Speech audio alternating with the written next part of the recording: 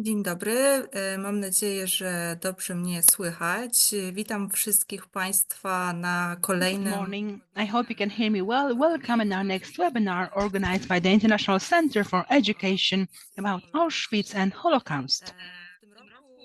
This year we are celebrating the 80th anniversary of the freedom of many German Nazi concentration and death camps. Therefore, today's meeting we would like to devote to different perspectives of freedom and liberty and show the similarities and differences between particular camps, from the Majdanek camp freed in July 44 to Bergen-Belsen, which the Brits entered in April 45.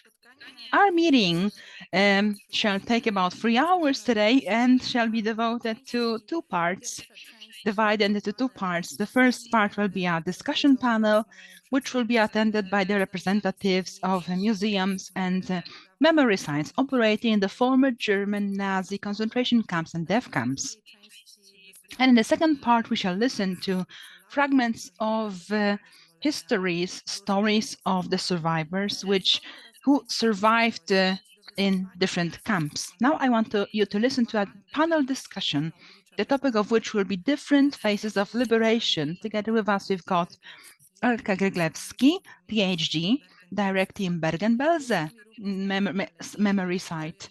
Also, Jan Malesia, representing the educational Department of Buchenwald, Piotr Tarnowski, Stutthof Museum Director, and Nadia Sołasowacha, working in the Historical Department of the National Museum in Majdanek. This discussion will be held by Dr. Piotr Sypkiewicz, who manages the Center for Research of the Auschwitz Museum, to whom now I want to give the floor. Thank you very much. And from my side, I want to once again welcome all of you, ladies and gentlemen. And I shall move on to the meritum because we don't have too much time. Historians, if they start speaking, they like to say a lot and speak about different stories.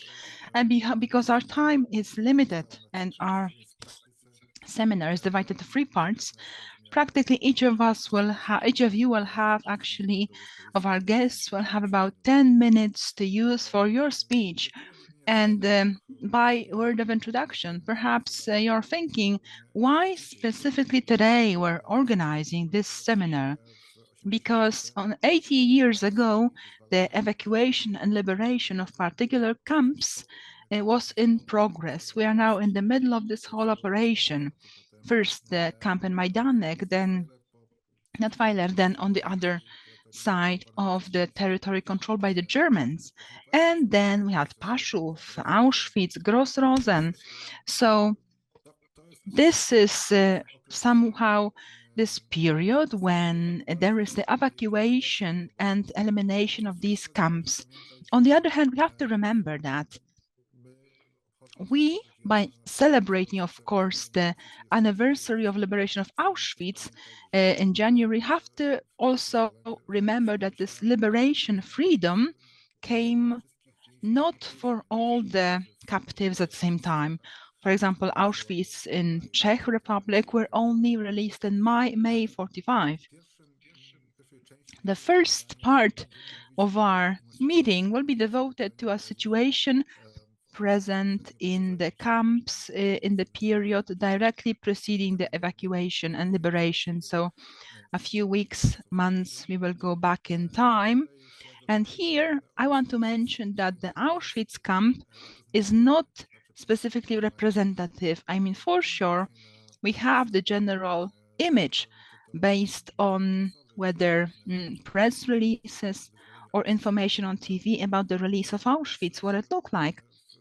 So in different camps, cases and events, different cases happens, which differed strongly compared to Auschwitz. Auschwitz was, as we used to say, accepted, was evacuated since the middle of 1944.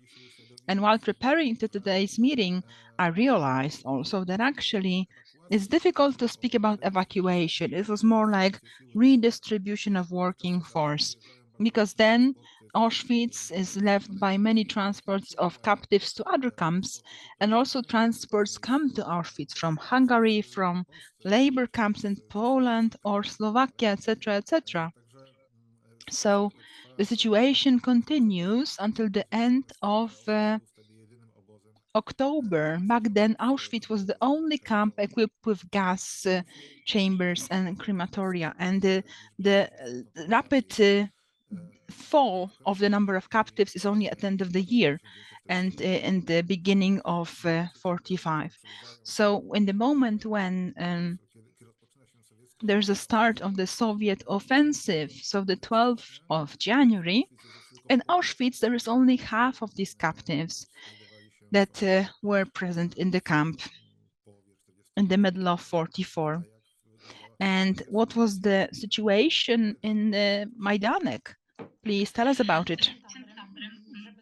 Good afternoon. In order to understand the situation of the evacuation of Majdanek, we have to go back by almost a year from July 44, when there was the final elimination of the camp, to the turn of summer and fall 43. Then this camp, which was quite far to the east, had very positive news, received very positive news, positive for the prisoners, about the first fails of the German army in Russia. After the lost battle in Kurskie Pinestroye, after the lost battles, the prisoners, the captives were quite positive. They had a positive attitude, but were still uncertain of their fate. There was something like the cutting perspective, both in the messages sent from the camp and later memories, histories. The prisoners mentioned they didn't know what the Germans were intending to do.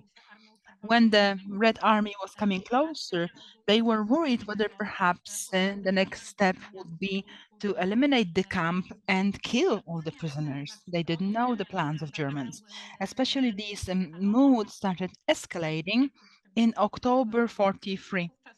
Then Germans started making decisions that were not understandable for the prisoners. Inter alia, suddenly to Berlin, the commanding officer of the camp was ordered to come to Berlin. And in Majdanek, they started digging very deep, actually, holes and near the crematories.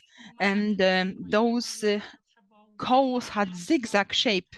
Germans explained this by reinforcing anti-aviation defense of the camp, suggesting that similar works were performed in the part of areas belonging to the SS military, German military. But the prisoners who knew the art of war claimed that these holes are have a different meaning, these ditches. And unfortunately, on the 3rd of November 43, the purpose of these ditches became obvious. Then segregation of prisoners was ordered. Jewish prisoners were separated from the rest of the prisoners, and the Jewish prisoners were transferred to the 5th prisoner area from Lublin. Also, Jews were starting to be transported to this camp. After gathering in Field 5, they received the command to remain, leave all their personal belongings, to get undressed, and they were forced to go into the ditches where they were shot, killed, dead from guns. And on that day, 18,000 children, women and men died, were killed on that day. Also, 4th of November, the same action M, as the Germans called them, was conducted in Lublin and other camps. As part of this, 42,000 people were killed. This huge murder had a strong echo with the rest of the prisoners, who expected that the next step of the Germans was to kill also the remaining prisoners. And at the same time also, after MT Fest, action. At the turn of the year 43 and 44, this German approach the Polish prisoners became a little bit better. Inter alia, the Polish prisoners mainly had the, let's call them, good positions earlier taken by Jewish prisoners. And also back then, there was a limitation of punishing, of bodily punishments. It was banned to hit the prisoners by the block managers, which is of course not always respected, obeyed. So uh, the executions that were meant to threaten the prisoners, hanging, um, hanging them, this was stopped even for small crimes. And on Christmas 43, Germans agreed to increased support of Polish charity organizations, and also RGO and PCK then really provided fantastic work because they delivered to the fields Christmas trees. Some of them were already dressed. They also delivered much food for Christmas for the prisoners. The prisoners received packages with food. So all of these, we could say, attempts to sort of be a little bit better for the Poles by the Germans compared to what was done to Jewish prisoners generated very different reactions. On every field there was a gallows. And in the same time, from the middle of December 1943, in Majdanek to Majdanek, transports of sick people started to being delivered to Majdanek from different camps in Germany. The first such transport reached Majdanek on the 12th of December. These were prisoners from Exenhausen, 1,002 people. In total, in all of the transports directed to Majdanek from Oświęcim, Dachau, of course, in these transports at the turn of 43 and 44, from Oświęcim, Dachau to Orientame, with Gross, Rosen, and Flossenburg to Majdanek, there was 8,000 sick people that were transported to Majdanek. Those prisoners were in very, very poor condition. A lot of them didn't even survive the journey, and they were very, very distracted by the slavery work and awful conditions that they experienced in the camps. And some of the prisoners of Majdanek were also sent to those camps and transports from Lublin also. So they were leaving relatively healthy people and were coming back as dying people with strong disabilities, the same people. Huge mortality and huge burdens with such a high number of people, majority of them were actually dying people without adapting any kinds of tools to treat them medically. This, of course, led to huge mortality and lowering of the moods among the other prisoners. The next movement, next step, maybe not step, but the next, we could say, attempt to explain this situation by the prisoners, Polish prisoners, was attempt to create some great cemetery of Europe in Majdanek. I mean, the prisoners were afraid that if people are transported here who surely would shortly die, the same, probably they thought that the same fate was prepared for the prisoners of the Majdanek camp. So on the one hand, there was this Germans being a little bit better considering Christmas, but at the same time, they had this horrifying policy of transporting the sick to the camp. And since summer 43, the prisoners of Majdanek also observed the so-called death transports coming to Majdanek. These were imported prisoners from Lubelskie region, important to Majdanek, to the areas of the crematorium behind the fifth field in so-called grey buses. They were shot dead on site and their bodies were burned in crematoria. Today, it's not possible to define the specific number of prisoners killed this way. We know that these transports strengthened the final stage of the existence of the camp. However, according to the latest estimates, it is assumed that about 3,000 prisoners of the Lublin castle were in the last month of existence of the camp killed in the camp. So in terms of the situation that Majdanek was day before evacuation, in Majdanek the evacuation took quite long, since spring, since April 44, first evacuation transport to July. We could say that there was an atmosphere of uncertainty of what would happen, what would be next, what's going to happen with us, whether perhaps the whole camp would be eliminated. And in such moods of uncertainty, there was a start of summer evacuations, which probably I'm going to mention also later on. Exactly, thank you very much. And now I want to kindly ask Mr. Director Stutthof to tell us what was happening in the Stutthof camp at that time. Thank you very much. And I shall move to that, but please allow me also to share one reflection that this final period of functioning of the concentration camp Stutthof was time in which this camp was forgotten. And in a moment, I shall clarify what I mean. So, because in the last prisoners of the concentration camp in Stutthof were released only on the 9th of May 1945. So, day after the ending of Second World War in Europe.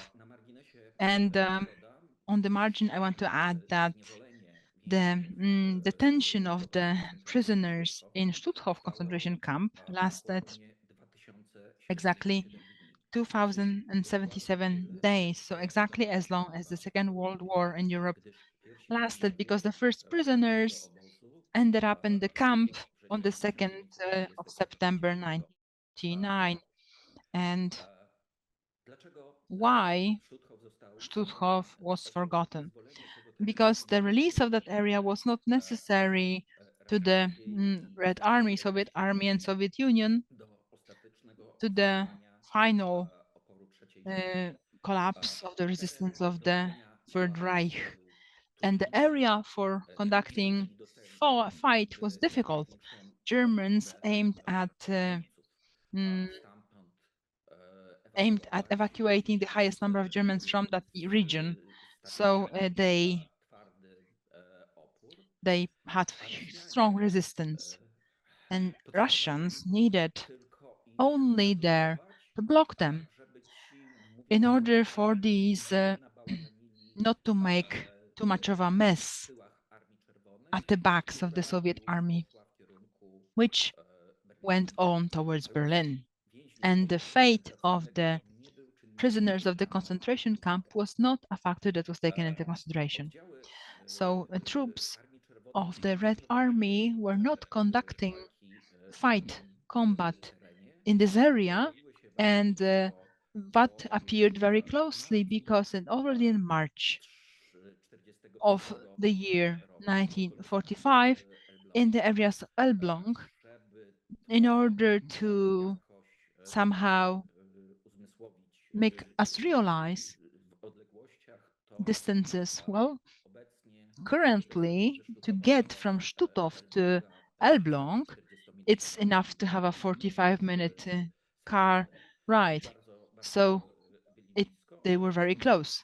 But as I mentioned, they did not undertake attempts to fight for this area. And in the area of the camp itself, well,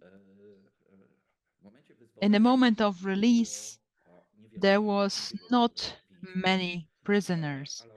But this I shall mention the further part of my speech, because there were two evacuations of prisoners.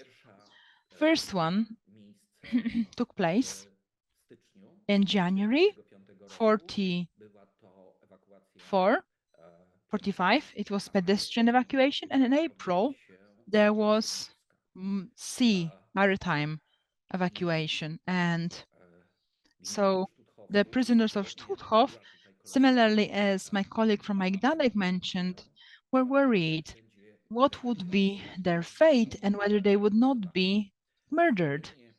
In the area of the complex, we can say that the industrial complex right near the Stutthof camp where prisoners were working, there were also workshops where damaged shooting guns were repaired, and prisoners only they knew how they smuggled to the camp. We don't know the exact number of guns in order to, in a case where they are starting to be murdered, to make some resistance, not to just die passively. So when they found out that the camp is supposed to be evacuated after all, they considered that it is their chance to survive, and this resistance they did not take. So they joined the evacuation columns, and then in April they boarded the ships. And during the land evacuation, 17,000 prisoners died due to conditions. So these were people who were exhausted, emaciated, very often sick. And in January 1945, the temperatures were as low as -20 degrees. So healthy people with good clothing would also have big problems to survive such a march. So during the sea evacuation, 3,000 people died. So we can say that there were 1/3 of fatalities in Stutthof camp. That actually happened in 1945, just before the liberation. And close to Stutthof, there were a lot of Germans who used its infrastructure. So these were Germans from Baltic states and from the eastern states.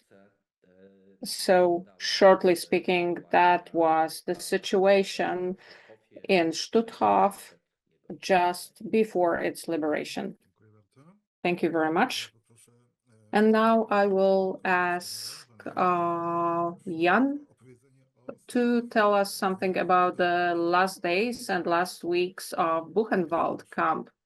The floor is yours. Yeah, thank you very much. I will switch into English in my first foreign language. I would like maybe first to give a little overview about Buchenwald, only that people who don't know maybe too much know a bit about it. Buchenwald was in the center of Germany, located in Thuringia on the Ettersberg mountain, and about 278,000 people were in the system of Buchenwald. Most of them were men, but also 28,000 women we talk about in the subcamps. I will show you immediately a map. Buchenwald existed from 1937 till 1945, so about 8 years we speak about this camp. We also speak about people from more than 50 countries, but probably there were more nationalities. Research goes on, and we speak about more or less 56,000 people who did not survive the camp Buchenwald. Buchenwald, you mentioned it already before, was a camp which from January, February became the biggest concentration camp when we speak about the numbers of prisoners. This means that in the middle of February, more than 88,000 men and 25,000 women were in this concentration camp system. After Auschwitz was liberated, after this time. I wanted to show you at the beginning that you have an idea of this place. Also, wait a second. This is a map, and this source I found interesting because you can see Buchenwald, and this is the main camp of Buchenwald. It's a map which was in 1945 in April. This camp was liberated in April, on the 11th of April 1945. This was, in fact, is a document for also, for the Americans. It was very important because they found a lot of documents, more than 3 tons during the liberation, and a lot of pictures or maps, as you can see. But I wanted to show you this, that you have an idea of this place. 190 hectares were built from 37 till 45. So also the size was really huge. The other thing is what is important, that we should, oh, now I have a problem with my, that when we speak about Buchenwald, we should, especially when we speak about the time of 43, 44, but also 45, the last years of the existence, we should not forget the sub-camps of Buchenwald. And in the case of Buchenwald, we speak about 140 camps, 139, 140 camps, where prisoners from Buchenwald had to work. So what in our pedagogical work, where I work usually, it's very important to say is that this crime happened very straight in the German society in different cities and villages. When we go on in the history, I would like to give a quote of Janusz Galicki, who I met here in Buchenwald, and he was a survivor of Buchenwald, and he told me that he was even twice in Buchenwald, once in autumn 44 when he arrived, coming from occupied Poland, and then again in March 1944 when he arrived again, because the camp where he was in Frankfurt, not Menem, so Maine, this camp was in March 1945, was reached by the American army, and before it was reached, death transports went from Frankfurt to Buchenwald, and he was among them. Later, he wrote a book, also in Polish, You Are Late, General Patton. He gave the name, the title, what meant that all the time when he was almost released or liberated, the American army was a bit late. And the same happened in Buchenwald for him in April 1945. So he arrived a second time in Buchenwald, and the conditions during that time, he said, were completely or even much worse than before. Because the conditions had changed. The food was lower, became lower during the last weeks and months of the existence of the concentration camp, and this situation got worse and worse. What happened to him was that when the Americans came closer to Buchenwald, what you see here in the center of this source, that SS began also from the 7th of April. So here we have a difference, I think, to the German camps in Poland, where this was long-term evacuation, like in Auschwitz from summer 44. Here in Buchenwald, it was really in some days, we speak about 4 days. And from the 7th of April 45, death marches were sent to the south, especially to Dachau, but to Mauthausen also. And before, sick people were also brought to Bergen-Belsen. Before that time, of course, death transport, as Ms. Sola Sauermacher told, were also sent to the east, to occupied Poland, to Auschwitz. So the clearance transports, this is such a big topic, but maybe you see a very little, I don't know if you see my narrow here, the very little place, it's Ohrdruf, close to Buchenwald in the southwest.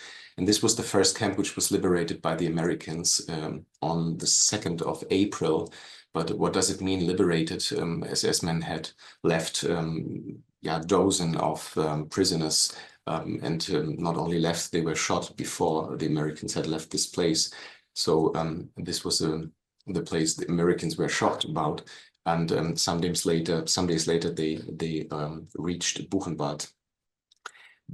So the situation in Buchenwald, in the main camp itself, in the last 100 days is extremely bad. we know that only in one area of the Buchenwald camp, within 100 days, about 6,000 people died. And the SS during that time murdered very sick people, also in a kind of death block, as it was called. But maybe another important story for Buchenwald, there was also this very famous that there was a block made by political inmates, and this was block number 66 in the little camp. Also in the bigger camp was a block, and we know that young people were in a way secured and saved in these times where a lot of fightings took place in the camp because of the lack of food and everything. So the liberation, more than 900 young people, teenagers, children, often from camps from occupied Poland, were liberated and rescued in this way.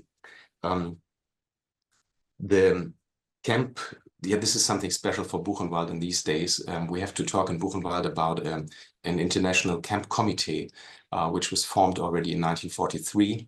And these were mainly communists, but internationally in a way working, cooperating, but the heads were German, we can say.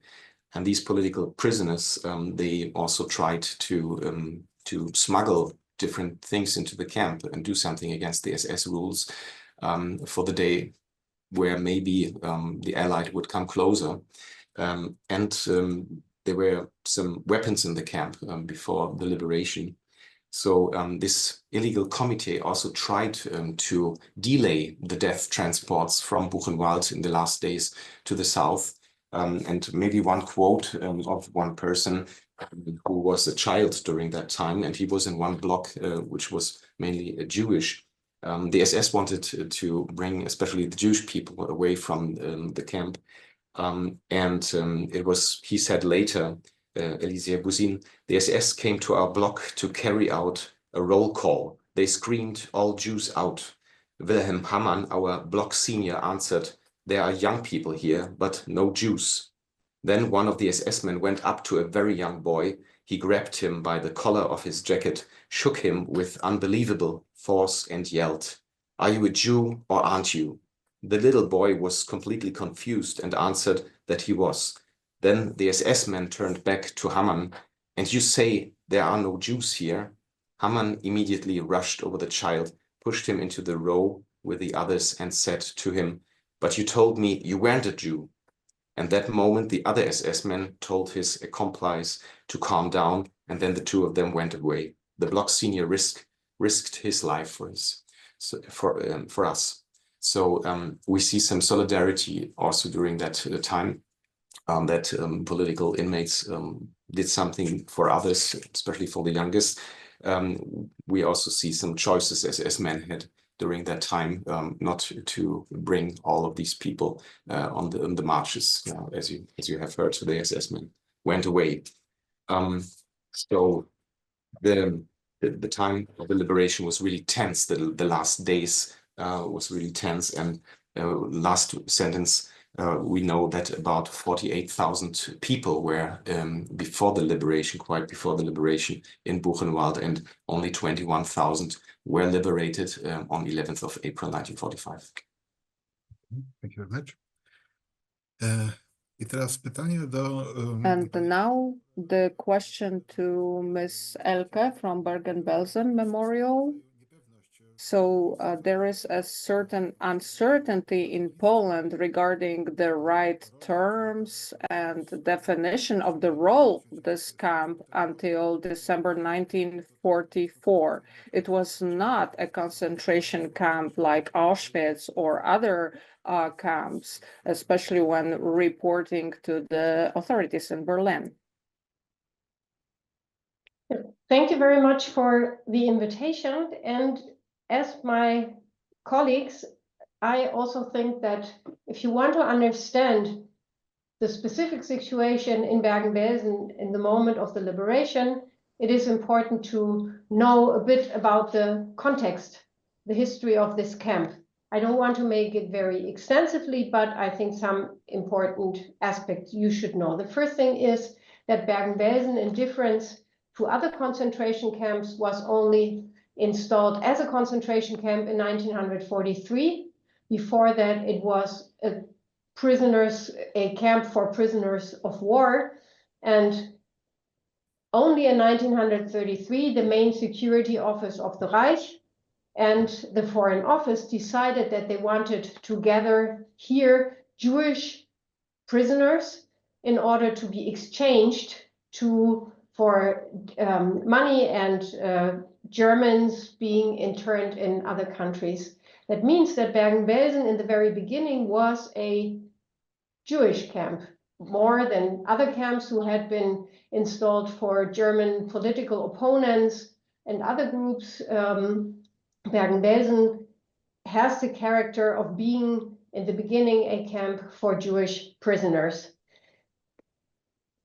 The history changes very much because I brought some numbers there, because you can see that in the very beginning, or altogether in the exchange camp, you had, in the time of its existence, some 15,000 prisoners. But in the months and years between the installation or the building of this camp and the time of the liberation, many, many prisoners from other camps were brought. Jan mentioned it already, there were prisoners coming from Buchenwald, but as you can see here, this is a map that shows from where so-called evacuation transports, death marches came to Bergen-Belsen. And since the camp, and now I'm going to jump back to the numbers, since the camp was never built for such an amount of people, you can imagine that the circumstances were very dramatic already before the liberation. And if we talk about numbers, in the months from autumn 1944 to April 45, 80,000 people were brought there. But you can see, before the liberation, there were only 53,000 people. That shows us how many people were already dying before the liberation, before the camp was liberated. And this is exactly the circumstances. Bergen-Belsen is a camp with a huge mortality. People are dying because of hunger, people are dying because of diseases and plagues. And this is the pictures that are very much known about the situation in Bergen-Belsen. I will show you later on a few pictures, and I preferred not to show them at this stage, but because I think the numbers and the routes of these evacuation transports speak for themselves when we talk about the situation in Bergen-Belsen. And for this moment, I want to leave it with that. Okay, thank you very much. Proszę Państwa, druga część... Ladies and gentlemen, the second part of our meeting will be related to the last days or last hours of the existence of those camps. I have a few issues that I would like to raise here, and I hope that I will get an answer from you. I mean, to what extent the German authorities were prepared to start the evacuation, and the approach or Soviet troops or British or American troops to the camps. Were there any preparations made? And the second question is, if we look at what happened in the camps, for example, in occupied Poland, the evacuation can be justified. So the aim was to relocate labor force and the prisoners that could be used to work in German industry. Whereas in the German camps, which were liberated in the last days of the World War II, such need did not exist. So my question is, why where prisoners evacuated and were made to join the so-called death marches. And the last thing that I wanted to ask is the problem that concerns us as well. So we are not sure to what extent the orders regarding killing the prisoners who are not able to march reached Auschwitz. There were a few massacres, which could be an evidence that such orders to kill all witnesses or all remaining prisoners were issued. So I'm thinking here about the massacre of several hundred Jews in Birkenau, or murdering Jewish prisoners in 4 subcamps of Auschwitz, where they were gathered in barracks, which were then set on fire, and those people who tried to escape through windows were killed on the spot. Did things like this happen also in other camps? I would like to go back to Lublin. In the beginning, I want to ask, can you see me? Because I cannot see my miniature. You can see me perfect. Thank you. So actually, in terms of the Lublin camp, indeed, it will be specific compared to other camps.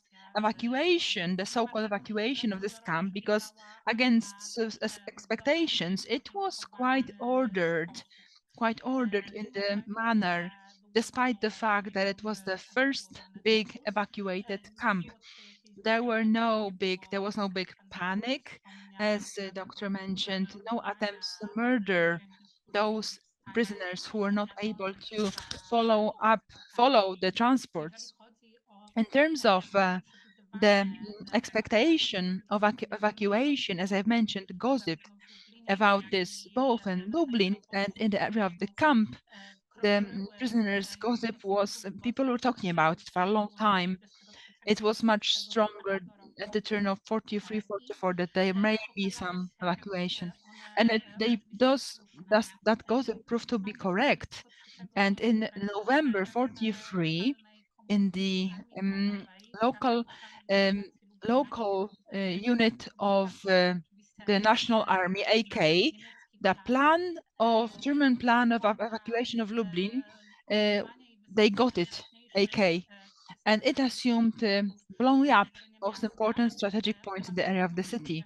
It also discussed matters of Majdanek, which in several locations fire was planned to be set, which would destroy the proof of the crimes done by Germans.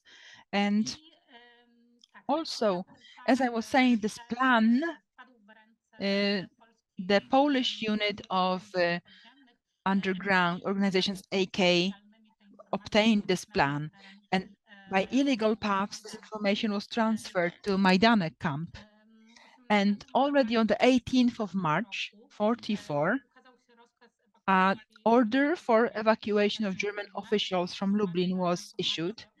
And on 20th of March, information about coming evacuation of the camp, this time official, confirmed to Majdanek. On the 25th of March, official order was issued to evacuate the camp, and preparations were started for exporting from its area the remaining here prisoners.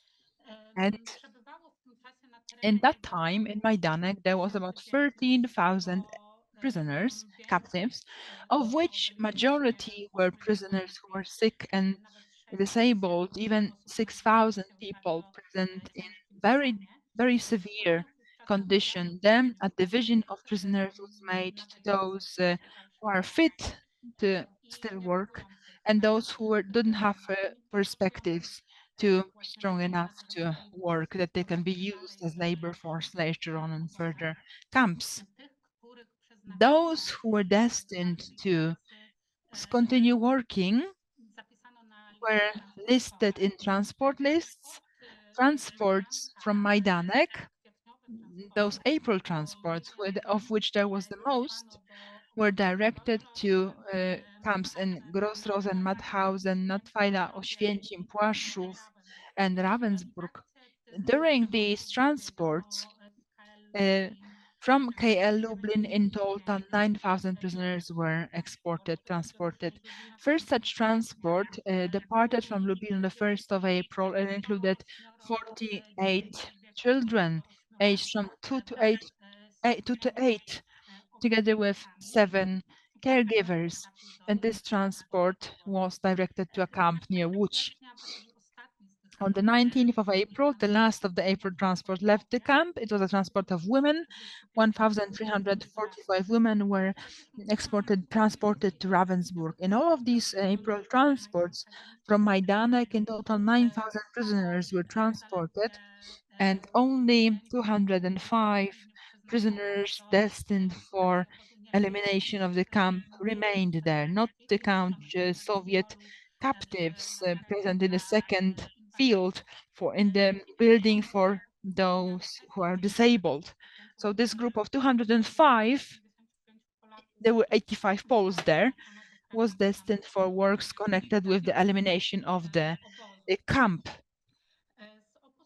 And the abandoned camp was also being abandoned by German guards, German crew services, and also at the turn of April and May, Commander Weiss was replaced by a different SS officer, and the front was coming. And on the 11th of May, 44, Lublin was bombed. And also in the area of the camp in Majdanek, 85 bombs were dropped. Most of them were aimed at the SS areas, 10 buildings, at their barracks. 10 SS men were killed, 8 were injured. And as I was saying, the camp generally became a camp that was not functioning anymore. Of course, the Germans weren't planning to leave this way. In the 5th prisoner field, they organized a Wehrmacht camp. It was a forced labor camp where they put inhabitants of the Lublin area directed to works connected with reinforcing Lublin in connection with the Red Army that was approaching, to develop anti-aviation shelters, etc. In the second field, as I've mentioned, still there was a functioning captive camp for captives, Soviet disabled. And in June and July, to the area of Majdanek, farmer families were starting to be directed from eastern, southern Lublin area. Those people were captured in Polish villages in connection with actions directed against the partisans and directed to camps in Lublin. And here, or be it on site or in the city, were questions in connection with their participation in partisan action. And in terms of the final elimination of the camp, it took place in July 44. In the morning hours, Germans started burning documents. And then also fire was set in one point, contrary to the original plan of eliminating the camp. The fire was only set in a new crematory, the one after the 5th prisoner field, and fortunately this was not taken care of sufficiently, and only the wooden structures were damaged of the crematorium. All the devices maintained in practically perfect condition. As I was saying, all of those actions connected with the evacuation started in morning hours. The last meeting in Majdanek was called in Majdanek on 12 and at noon. And already 330 prisoners with blankets, with food, dressed for their way, were formed in a march column, and this march column included about 800 prisoners. And first there were Jewish women walking, then men. Some of the prisoners was in very bad physical condition. We have to remember transports of the sick, the people who survived, not necessarily regained their health. part of the prisoners were also directed to the a bus, sanitary bus, which included several over 10 women, Jewish children, and some sick people were placed there. And this bus also started its way about 3:30 from Majdanek. It got stuck in the streets of Lublin. It was impossible for it to leave the city. It got stuck in this flood of people escaping the city, Germans escaping the city, moving around the city, and also the military, the army. During the shooting, the SS men escorting the prisoners escaped. Of course, also the prisoners used the opportunity to abandon this bus and hide themselves in the area of Lublin. Going back to the marching column itself, after it left the city, it also was joined by 229 prisoners at Lipova Street, and the plan was to cover a route of 120 kilometers through Janopol, Kraśnik to Ćmielów. In Kraśnik, the column was stopped and placed in the former brick factory. There we have to say that the local community really did a wonderful thing in terms of showing solidarity to those prisoners that were marching, because the people delivered civilian clothes and food, and provided support for the prisoners who managed to escape from the brick factory. From over a dozen to several dozen people escaped this brick factory.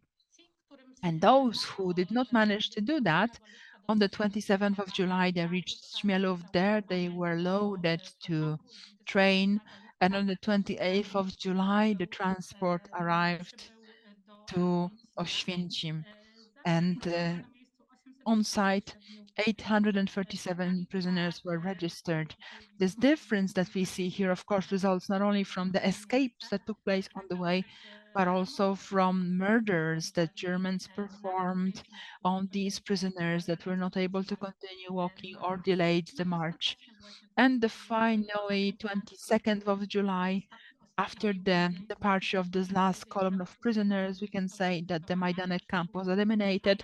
However, it was not completely abandoned. But what happened in this incompletely abandoned area also I will mention in the next part. Thank you very much. Now I want to kindly ask let's return to Stutów, to the Stutthof camp, where prisoners were evacuated in the last wave by maritime sea transport. That's a unique situation compared to the story of other concentration camps. Of course, I would be very grateful, Piotr, if you could tell us a few words about this, and what was the course of this evacuation. And secondly, let's answer the question whether generally there was a plan. Why did they evacuate concentration camp prisoners by sea in a situation where the communication line connecting the Eastern Prussia with the Reich was disrupted, and where many Germans were expecting maritime evacuation, and still in those ships or barks the prisoners were sent, which seems to be illogical? Coming back to also my initial question, as for the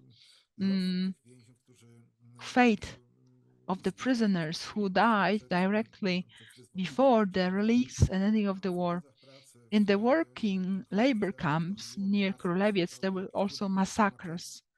Difficult to explain. Could you please say a few words about that? Thank you.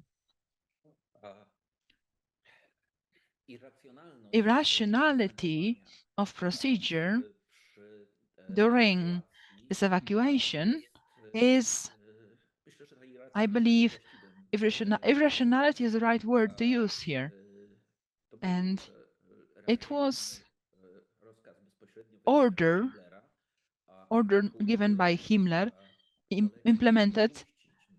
Himmler ordered not to allow for prisoners of concentration camps to be taken over by the releasing army.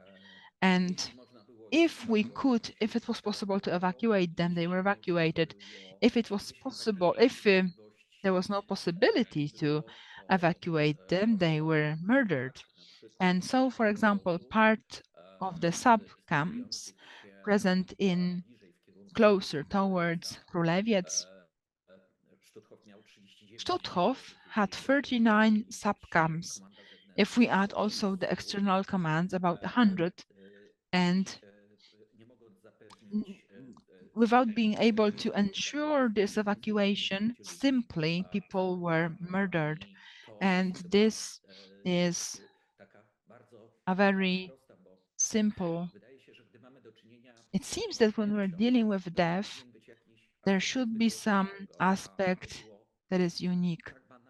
It was so banal in terms of the reasons and consequences that it's impossible to understand, incomprehensible. Simply, it was about not allowing them to be taken over by the releasing army, especially those coming from the east.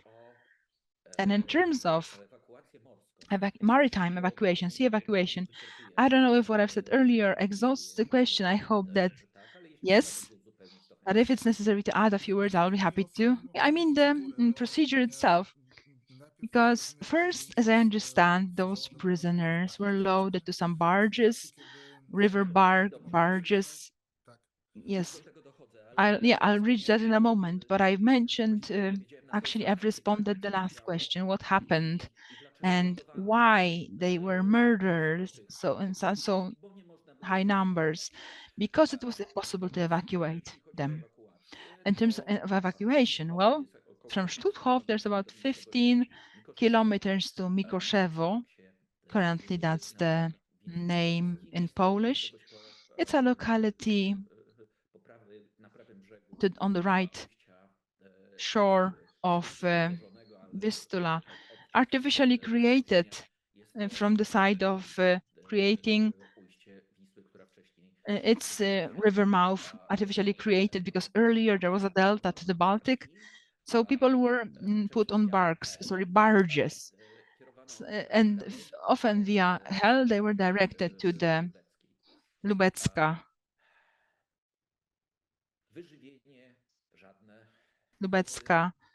Bay. No food, no water, sick people, in so crowded. One sick person was enough to distribute a killing disease on these barges, and the corpses were thrown out to the water. There were next who were ill, got ill, died, and were thrown out. Germans did not attach importance to the fact to somehow to deliver the highest possible number of people to the next shore. They just performed the order literally. Who it was possible to save was saved. Some of the barges were just left alone, abandoned on water. There were attempts to flood them. And the ones who reached the shore aimed at the Lubecka Bay. There, some of the prisoners went onto the land and some were placed in ships that were specified as prison ships. And those who survived the murder online, and there was also ally bombing from the air towards those ships. Unfortunately, those who survived were released by the Brits and surrounded with care. Later on, in different places, they were distributed. Some was directed to Denmark. Some was transported for repairing their health to Sweden. And this also is quite well described and known. History, memory about this is still alive in places where this was happening. Anyway, during this evacuation, as I mentioned earlier, about 3,000 prisoners died.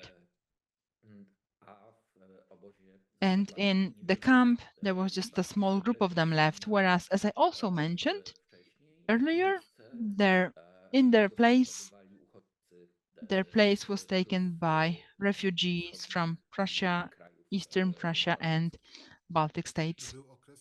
There was a period when in Stutthof there were both last prisoners and also quite a crowd of civilian German refugees, right? The scale, yes, was the number of these refugees was very high. And I want to tell you about this actually in the further part about the day of release, but I think that perhaps I have to say it now, because there were about 150 prisoners released in Stutthof and 20,000 German refugees. Thank you very much. And now Buchenwald. I have to ask about the issue of, let's say, uprising or self-liberation of prisoners in Buchenwald camp. Yeah, this is a big topic. In Buchenwald, today we speak also in our pedagogical work about a liberation from outside of the main camp and a liberation from inside. And maybe this is kind of a special story of this camp. And I would like to give you maybe a kind of timetable, a short timetable, what happened on the 11th of April, 1945. There were a lot of discussions about it, especially in the 90s, I would say, how to interpret this time of the 11th of April, 1945. So the beginning is that at 10 o'clock, I told you the last death march was going away from the camp on the 10th at night, and one day later at 10 o'clock, the camp senior, so the highest functionary, Hans Eiden, a German, he was ordered to the SS to report to the camp gate, and the last SS commander of Buchenwald, Commandant Hermann Piester, he announced the withdrawal of the SS. So the SS went back, in fact, and they fled.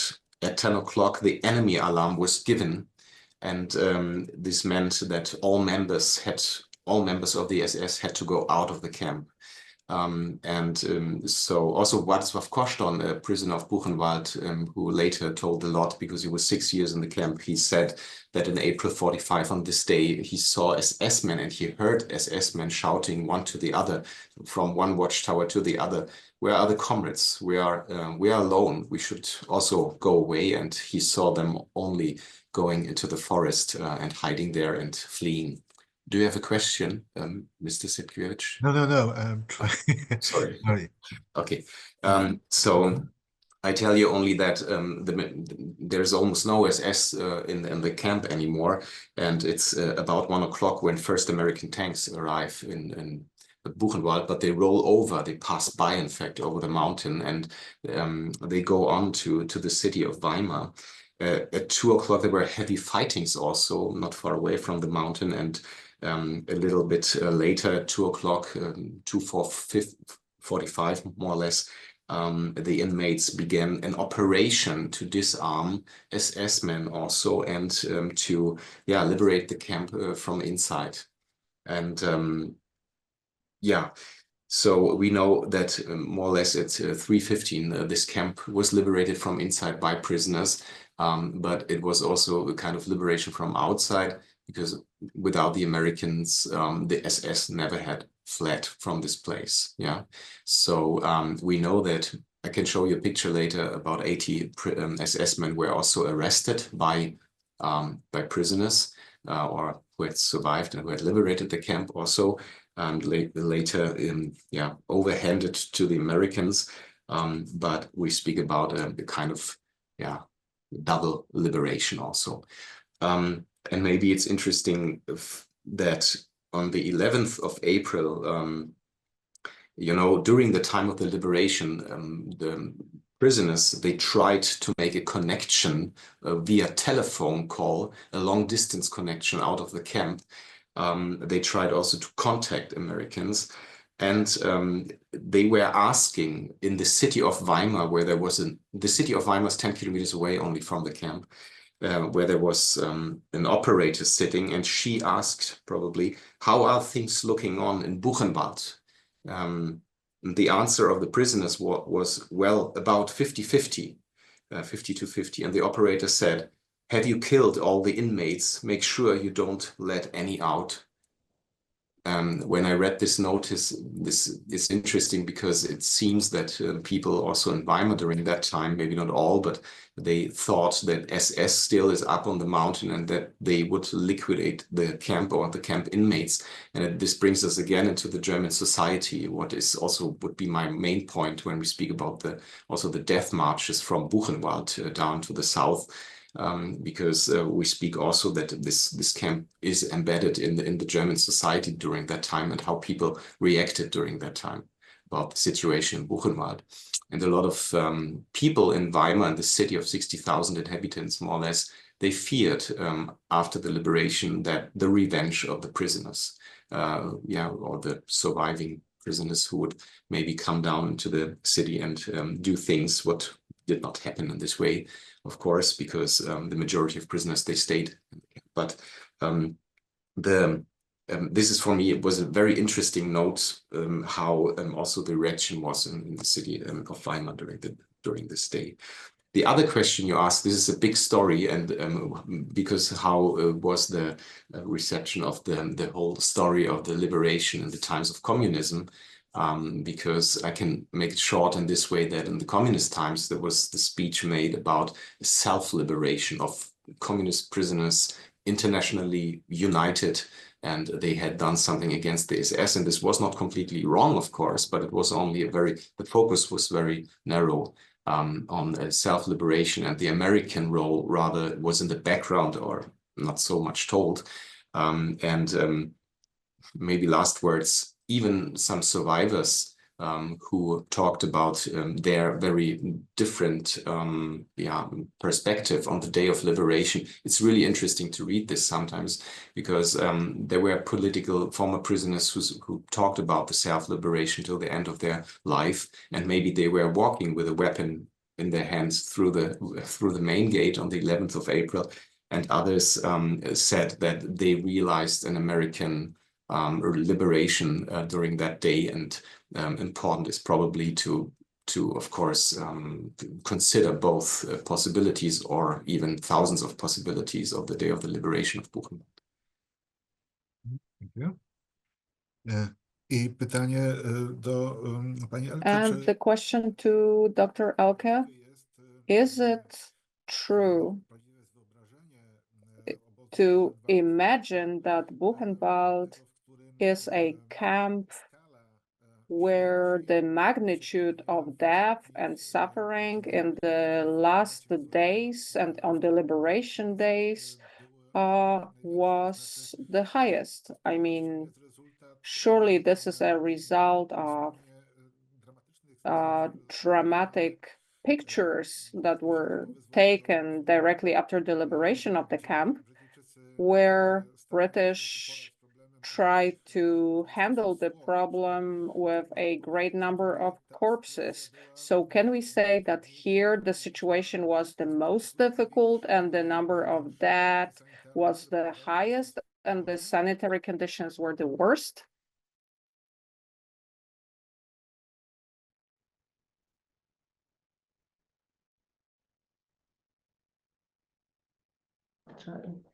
Okay, can you hear me now? Yes. Yes, okay, sorry. Yes, I could make it very short and say yes, definitely in Bergen-Belsen, the number of that and the conditions were the worst. But still, if we talk about the liberation, I think there's more to say, because it's also regarding your questions before, Bergen-Belsen is an interesting example for many aspects. To begin with, I would say actually Of course, we celebrate in Bergen-Belsen the 15th of April, the liberation, but it's more complicated because it begins, it's more fluid, and it begins actually in the time already starting from the 6th of April, when the SS sends 3 trains in direction to Theresienstadt.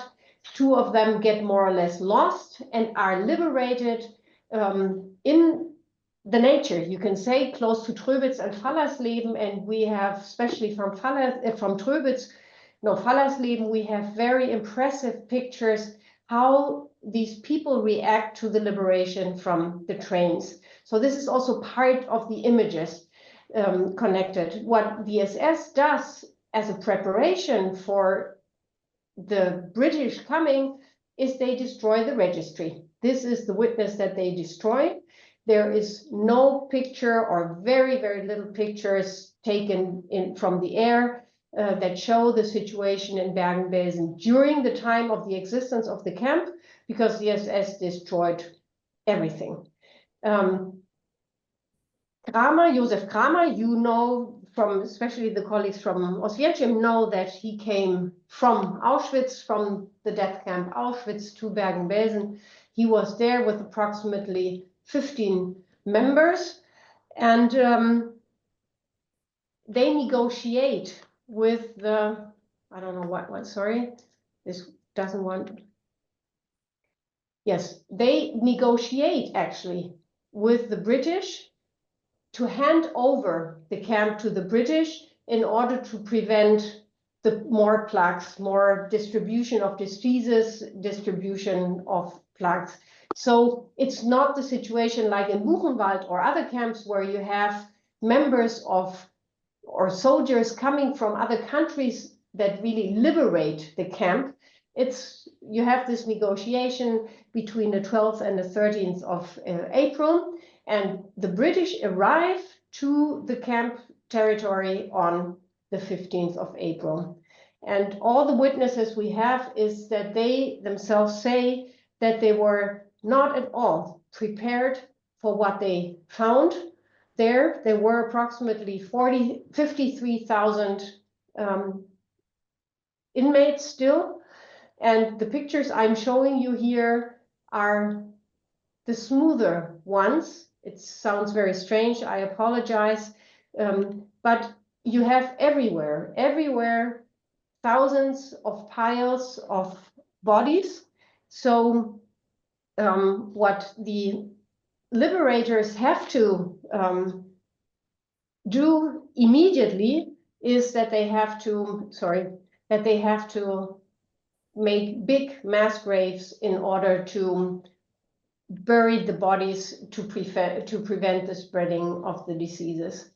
So this is one big aspect of the topic of the liberation. You asked Dr. Setkiewicz an important question, the question before, if people are shot at the death marches to prevent witness, or if they are, you know, what you said. I think on the one hand, yes, the Germans try to destroy sources of witness, but one event that is very typical for the area of Bergen-Belsen, not the Heide, Lüneburg, Celle, is you have massacres from trains being bombed by chance by the British. And it's horrifying how the German population in these cities chase the survivors that manage to flee from these trains. And I would say they are not, you know, they're not shooting them because they don't want to have witnesses, because all these people come from former concentration camps, from Bergen-Belsen, from Neuengamme and other places. They shoot them because they are still convinced, and this is the, I think, terrible thing at the end of the war, that the Germans still believe that these people are inferior and that it's correct to do so. You know, that there is no sense of guilt in this time. You know, people, they don't even come to the idea to say, I will help these people in order to show later to the British or the American or whoever that I was a nice person and I was against the Nazis. No, it really, we are right in the middle of liberation, and they still behave in a way totally irrational, defending the cities, fighting, killing people who are classified as different, as inferior to the Germans. And this is a very typical moment, which plays a big role here in this area. Okay, thank you very much. Now we will have about 10 minutes break. 25 after PM, 5 PM we will meet together again. Thank you. Dziękuję bardzo.